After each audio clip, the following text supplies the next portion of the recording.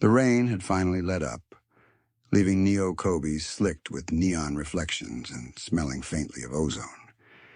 I hadn't touched my coffee since Miss Evangeline Thorne left, the lukewarm liquid a poor substitute for the knot tightening in my gut. Kairos Robotics. The name felt like a warning bell, a discordant chime in the otherwise monotonous hum of my existence.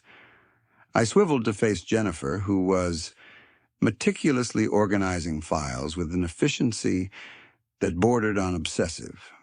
3 weeks into the job, and she still treated each case folder like it held the secrets of the universe. Fresh out of university, brimming with a naive enthusiasm I hadn't felt in decades, it was endearing, if exhausting. I dropped the new file on her desk, Anya Thorne. Disappeared 3 days ago, last seen boarding the 23 bus near Sector Gamma. The details were sparse, almost too clean.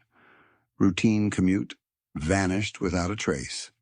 Something about it didn't sit right. Not the frantic desperation of a runaway or a domestic dispute. Something else.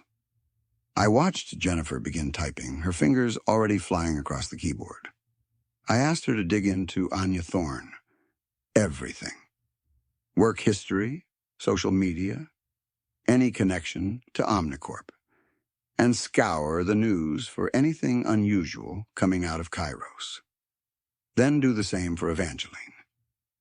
The office felt claustrophobic suddenly, the chipped paint on the walls pressing in on me. I needed air, needed movement. My hand instinctively reached for my coat, the worn fabric, a familiar comfort.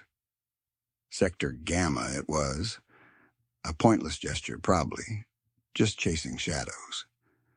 But staying here felt worse. The streets were still damp, reflecting the city's artificial glow. The air hung thick with the scent of ramen stalls and exhaust fumes. As I walked towards the bus stop, a flash of red caught my eye. A mangled mess of metal further down the street. Police cruisers blocked off access, their flashing lights painting the scene in strobing crimson. It wasn't just an accident. The damage was too contained, like someone had deliberately targeted a specific point on the vehicle. Paramedics swarmed around a crumpled sports car, but there was an unsettling calm to the operation. No shouting, no frantic activity, just methodical efficiency. Too efficient for a simple collision. I tried to get closer, my old Omnicorp ID automatically surfacing in my hand. A relic from a life I'd tried to leave behind. It still opened doors sometimes. The officer at the barricade barely glanced at it before waving me through with a curt nod.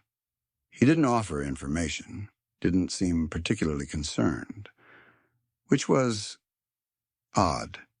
The scene itself offered little. A young woman trapped in the driver's seat, but no one familiar. The car looked like it had been broadsided, but the impact point felt wrong, too precise. I scanned the surrounding buildings, searching for witnesses, for anything that didn't fit. Then came the tremor, a low rumble that vibrated through the pavement and up my spine.